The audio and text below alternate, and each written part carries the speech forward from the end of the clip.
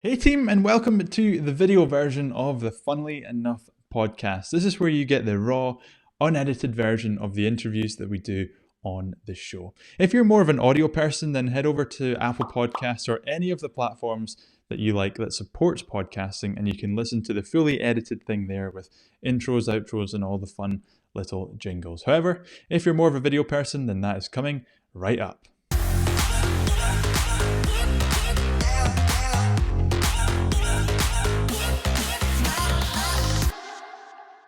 On this week's show, wow, I've got somebody that I am very grateful to call a friend, a mentor, someone I look up to.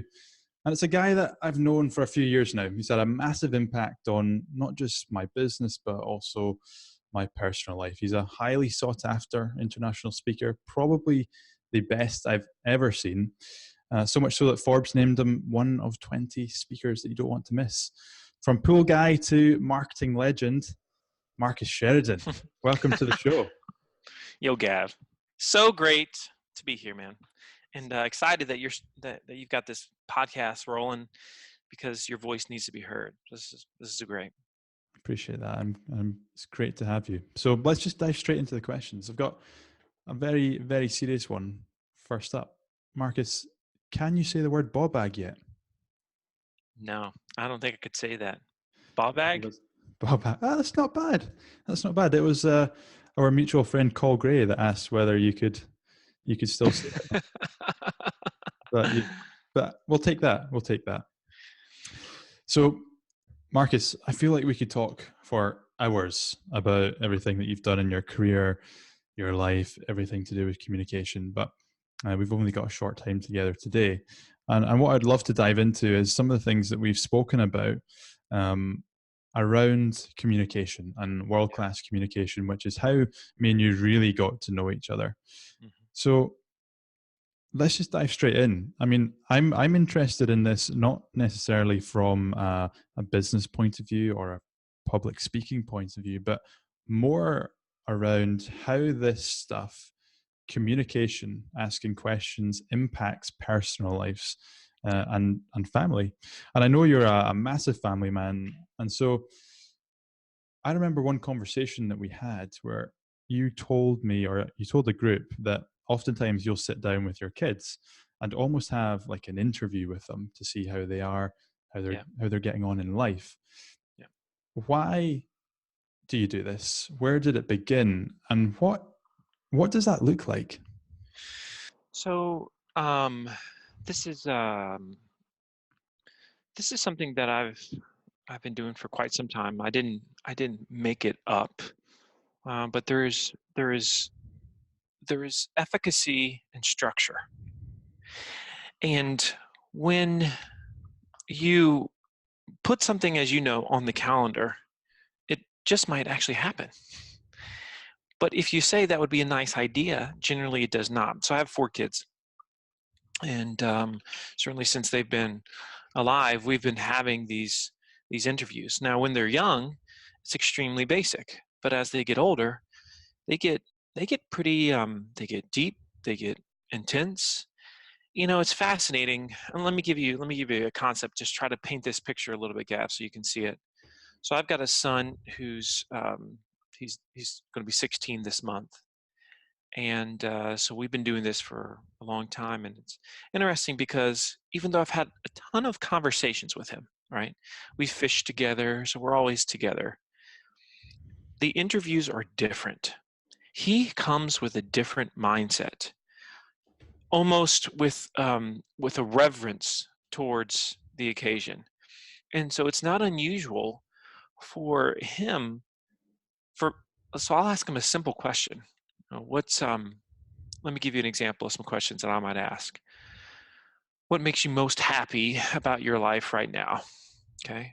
And then we'll go down a trail after that. And another one would be, what makes you most sad right now in your life? What's the thing that bothers you most?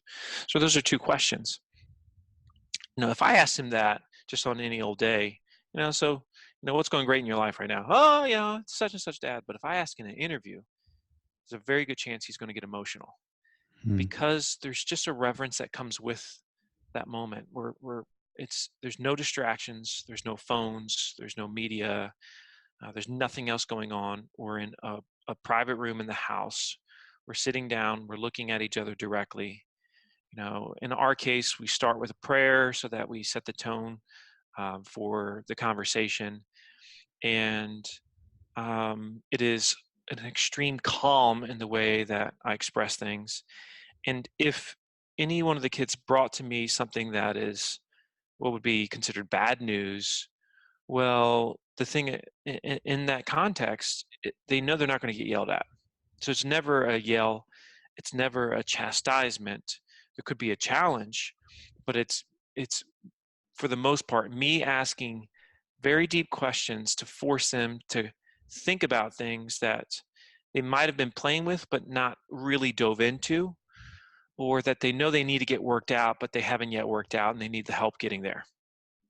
I love it. So I can, what I get from that is, because I feel like, and I'm not a parent myself, but I feel like we live in a world where, and I think it's maybe a bit easy to judge parenting when you're not a parent, but we live in a world where we feed children rubbish food.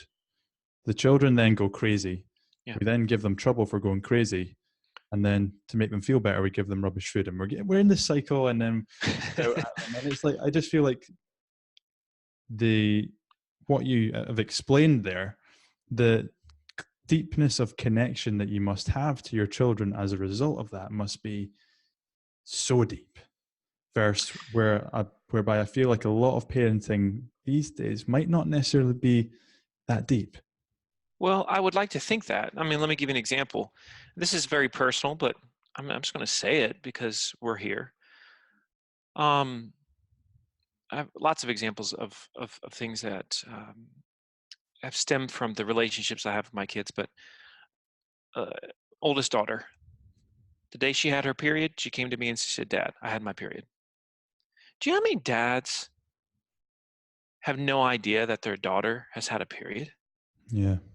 That's stunning. Stunning. And it's the type of thing where, we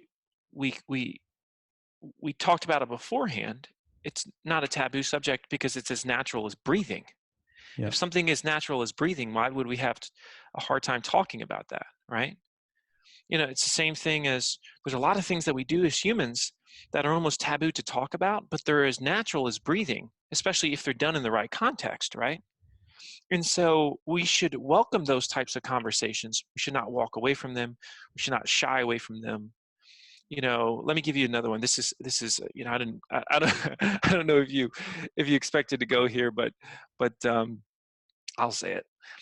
So I was with my mom recently. I said, so mom, and she's older now, right? And I just said, so as you get older like this, what's your love life like? What's it like? So I don't know. Wow. Like I'm 41, so I don't. What's it like when she's in her 60s, her husband's in his 70s. What's it like? And we had a great conversation about it. I mean, one time I was talking about that with my mom, and my brother was like, "What are you guys talking about?" I'm like, "Dude, man, first of all, I want my mom to be happy, right? And I want her to be happy to the end. If that is part of it, and that's just one thing. But I'm talking about what we're talking about here this is not a sexual conversation that we're having right now, right? In terms of this is what we're talking about is deeper connections about the things that bring people joy or pain, and how oftentimes, because we feel like for some reason they're taboo, that we can't have very healthy conversations about very, very important things. I think you're so right. I can imagine people listening to this right now going, "What, Marcus?" Yeah, exactly. It's totally weird. But when you explain it like that, I mean, why are those subjects taboo? Right. It doesn't make sense to me. Why? Yeah. Like I would I would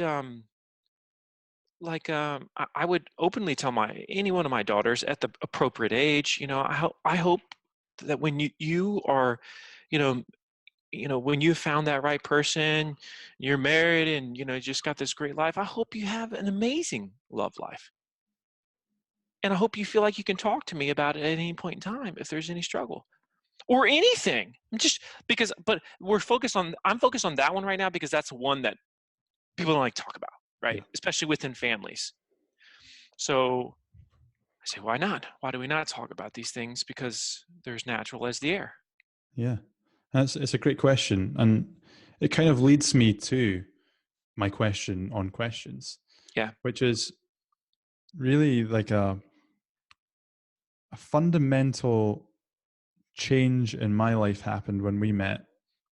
I can't remember, last year, 2 years ago. We've met like every year for the last few years, whereby my communication style, or at least what I'm conscious of doing, is always asking questions Mhm. to people instead of being the person that's always talking at people. So when it comes to questions, and I know the likes of Ryan Levesque speaks about this a lot, and he's got the ask method. The idea of asking questions as a communication style, why is it so important? Why is it more important for you to go to your kids, your wife, whoever it may be, your mum, and ask questions like that, as opposed to shying away from it, or as opposed to preaching to your Yeah. children about what you think is right? And this So this there's conversation so will much, there's so come much after as here well. to this gap. There's so much to this. First off, let me say this. On the professional realm, I train lots of sales teams. So sales and marketing is something I'm known for. I train lots of sales teams. You ask any salesperson, are you good at asking questions? 9 out of 10 will say yes. And I find about 2 or 3 out of 10 are actually good. Very, very few are great. And this certainly boils over into our personal lives dramatically. Most parents, if they're asked a question by their kids, they give an answer. Now, the question is, why do they give an answer? There's 2 major reasons. Number one is we think it's more efficient, but there's a deeper reason than that. The deeper reason is we want our kids or our nieces, our nephews, or whatever that thing is, right? Our spouse. We want them to feel like we're smart. Hmm. We want to show that we are an expert, that we're intelligent, that we're knowledgeable of that thing. So there's a fundamental flaw with it, though, and that is this. Generally speaking, especially when it comes to growth, personal growth, you cannot force feed personal growth. You cannot force feed intelligence. You cannot force feed motivation. You cannot force feed desire. This is why you can have, a parent that smokes cigarettes and you're begging your parents stop smoking cigarettes and they don't quit. If if if if if that was the case, most parents wouldn't smoke because their kids are like, Dad, Mom, why are you smoking? Right? Hmm. So it's not internal, the motivation. It's not intrinsic. So a great teacher, anybody that's a great teacher, a great communicator, understands this principle that it is not your job to tell them the thing. Rather, it is your job, if you're at the highest state, in my opinion, it is your job to help them discover the thing for themselves. Now, you might say, well, that will take longer. Well, at first, it may. When managers hear me talk about this, because I'll speak to leaders and managers on this, they'll say, but that means I'm spending way more time doing one-on-ones in my office. And if I had to deal with everybody's problems like that, instead of just hurrying up and giving them the answer, then I don't know what I would do with myself. I'd spend all my time just in therapy sessions. Actually, it is the opposite. What happens for most managers and for a huge portion of families is somebody has a problem. They go to the person they think can solve the problem. They get a quick answer. It teaches them to come back again and again and again, and does not teach them to think for themselves. It does not teach them how to problem solve on their own. It doesn't really walk them through any process that leads to growth. And so if you're going to communicate, again, at the highest level, the way that we're designing that thing that we're teaching or that thing that we're saying is based on this mindset of how can I get this person to discover the thing? And not only that, just in terms of influence, if you tell somebody something, their natural reaction in most cases is to want to resist. But if they tell themselves, well, now all of a sudden it's a big deal. It's a discovery, Yeah. right? And so this is how, one of the things that I'm mainly brought in for is I'll have marketing departments call me up, Gavin, and they're like, I can't get my leadership team or I can't get my sales team to buy into this particular thing, whatever the thing is they're trying to do. And I heard you can solve that problem. So can we bring you in and you convince them, Marcus? And my answer is always the same.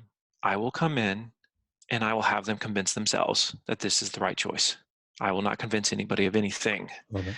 And that is the one thing that I do really, really well, because I see the world in the form of a question, Gavin, and you have started to walk this road.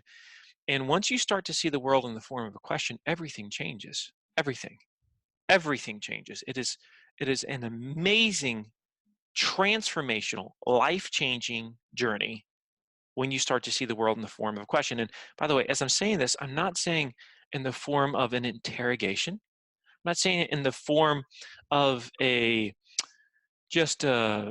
attorney with somebody on the witness stand. It's not like that. It is only done with respect, with love, and it is done in a way that you're very intuitive to where you need to go next, because you're focused so much on what the person is saying and feeling that sometimes it's good to pull back.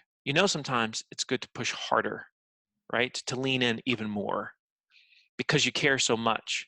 And you also know it ain't about you, which most speakers, I shouldn't say most, many speakers, ultimately, they want to look good in front of the audience. Mm-hmm. But my goal is that the audience feels like they are the hero. Yeah. Always. Same thing with the parent-child relationship.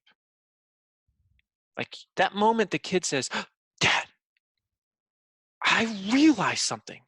Like that's the win there, Gav. When they say that, right?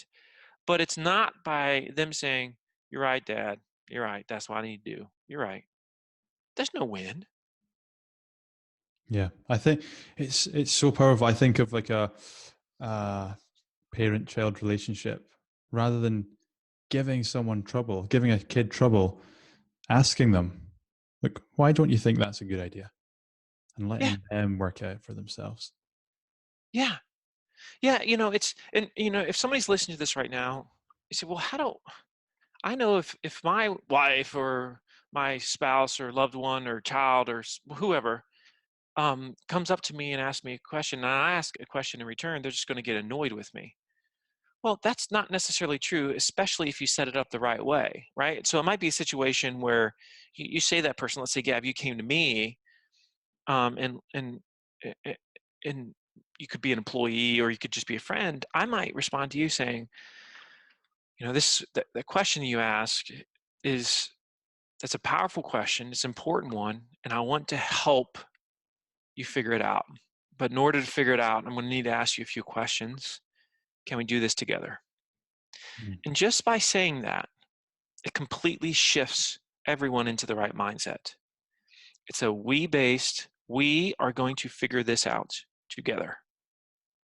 That was going to be my next question. Is I feel so when I have me and Lauren relationship, when I have come back from WCC, or in my head I'm going, right, we're gonna WCC for the rest of today, for example. Mm-hmm. For anyone that's listening, WCC, basically just means try and ask questions rather than telling. Sometimes she'll go, stop WCCing me, stop asking all the questions. Like how do people that are listening take this away and go, right, actually I get this idea, I'm going to go and try and ask more questions? How do they do it so that people don't feel like they're interrogating them? I know you've just said, you've given an example there, but I think of a relationship, girlfriend, boyfriend, husband, wife, whatever it may be, and if the husband, let's just say, starts this completely drastic way of changing the way they communicate with their wife, do you feel like there might be resistance there? And if so, how would that be? You see, here's the problem. So, okay, so there's the first part that we just talked about, right? Which you and I both know is what we refer to as vanguarding, which is getting in front of an issue before it becomes an issue. The greatest way in life to resolve a concern is to address it before it becomes a concern, which is why if you get the person's permission, hey, what you just said, I want us to figure this out together. I'm going to need to ask you some questions. But I think if we really look at these, we'll get to where we need to go. Will you do that with me? So that's the foremost. Here's the second one. The biggest reason, though, why we have this phrase interrogation, because what is the purpose of an interrogation? The purpose of an interrogation lies in the one that is asking the questions feels like they know exactly where this is supposed to go. And they're trying to get you to that point, regardless of how you feel. They want to get you to admit that you killed the person. Right. I did it. Right? That's an interrogation. And so when you release the need to go where you think this is supposed to go, then they will let their guard down and it won't feel like a, quote, interrogation. So anytime anybody says to you, why are you interrogating me? It's because you didn't do one of two things. You didn't set it up the right way, didn't get permission, and or you clearly are pushing this in a direction that is based on your design and not on what the person really needs in that moment. What they need. It's not about you. Love it. Not about you, which is why so much of this is you have to release, because somebody comes to you and says, oh, such and such happened, and you already know what they should do. You know what they should do. But see, this is the part where if you just will that into existence, you might get them to say, yeah, that's what I need to do. You're right. But that is not the goal. And that is not that's not what's going to induce the greatest amount of growth in that moment. Amazing. Well, let's step away. I'm going to interrupt proceedings here, step away from questions for a second and move to statements. I'm going to play one of my favorite games, Marcus. It's called the 5-second rule. Have you ever heard of it? You mean Mel Robbins, the 5-second rule? No. She wrote the book, The 5-Second Rule, but okay. All right. Completely different. The rules are simple. I'm going to read out 10 different statements. Okay. And those statements might be something like, name 3 types of bird. Okay. You've got 5 seconds to respond with the answer to that statement. Okay. It's like Family Feud game in the US. Okay. Sounds good. Okay. 8, 9, 10. Would you like to go for the red cards or the yellow cards? I think the yellows are slightly harder. Let's go yellow. Let's go yellow. Let's do this. Okay, you ready? Yes. Name 3 things that are deadly. Snakes, guns, Time and up. Bombs. Time up on that one, I'm afraid. Name 3 freshwater fish. Tarp, bass, and spot. Time up. Know, spot. Name 3 professional golfers. Mickelson, Woods. Oh gosh, what's that kid's name in your area? Time up again. Name 3 celebrity children.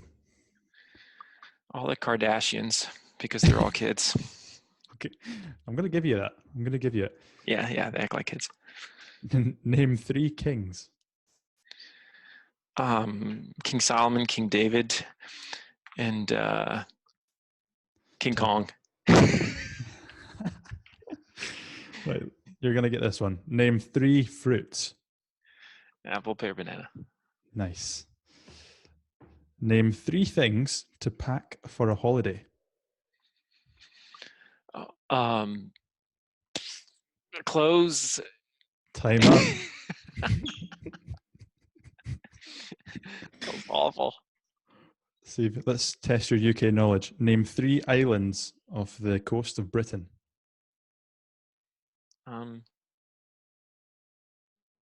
Time up. Yeah. I don't know any of them for the most part. Shetland, that's where I'm from. I was going to say Shetland, but I didn't want to sound dumb because it was like, I know that's where you're from. Isle of Man, Isle of Wight. Isle of Man, Isle of Wight, yeah, that would have worked. Oh man, that's not bad. Name 3 things you can cut. All right, you cut your finger, you cut a fish, and you cut a tree. Yeah, I'll give you that. Justin. And final one, name 3 blue, the color blue things. Smurfs, balls, and balloons. Yep, nice. You took it back there. That's 4 out of 10. Didn't start so good, but you pretty poor. We got there in the end. Right, let's wrap up with a couple of questions. And these questions are from friends of ours, people that we mutually know. Okay. So the first one is from Nick at CMA. Okay. And this is a we love CMA. We do love CMA, and we love Nick too. It's a question that actually kind of relates to what we've spoken about already. So if Marcus were to share 3 life lessons with his kids to take them through life, what would they be? So 3 life lessons for your kids. Yeah, I would say ask questions before you give answers. Come with solutions instead of just complaints. And you have to learn to work harder on yourself than you do on your job. Amazing. What do you mean by that? What does that look like? That's a famous Jim Rohn quote. And there's a lot of people that do work hard on their job, but they go home and they don't take care of their bodies. They don't take care of their minds. They don't do the things that will drive you to become something greater, to truly reach your potential. You don't reach your potential by working hard in your job. You only reach your potential by working hard on yourself. Which by default allows you to work harder in your job. That's exactly right. Yeah. And the question, David Withington, if you could spend a morning with any one person in the world, asking them anything you like. Dead or alive? Doesn't state. Let's say Okay. dead or alive. Okay. Who would it be? And what would be the biggest question you would ask? I would probably meet with Jesus. Wow. Whether somebody's Christian or not, it's a fact that he lived. The debate is who he was, right? But I would ask him about his mission and how he developed himself as a person. Really interesting. So final question then from me based on that is, how big a part has religion played on your life, both professionally and personally?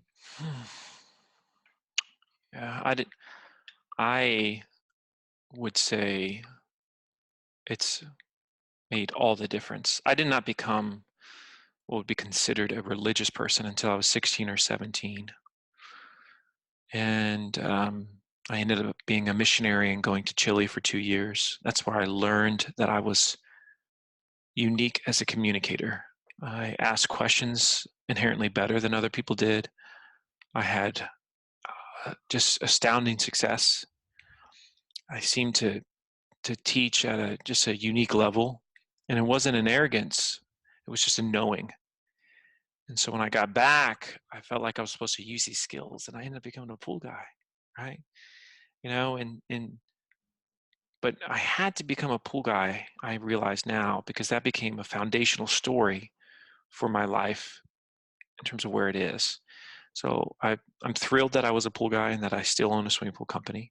I'll always be a pool guy, but it was monumental. So I think everybody needs something that brings discipline to their life. That's really what it does for me. It brings discipline to my life. So whether that is religion for you or it's something else, I think it's a core of you look at anybody that's achieved incredible success and fulfillment, because the second one's more important than the first. They have almost always had many forms of discipline that others just simply would never have had. Discipline. Interesting. I feel like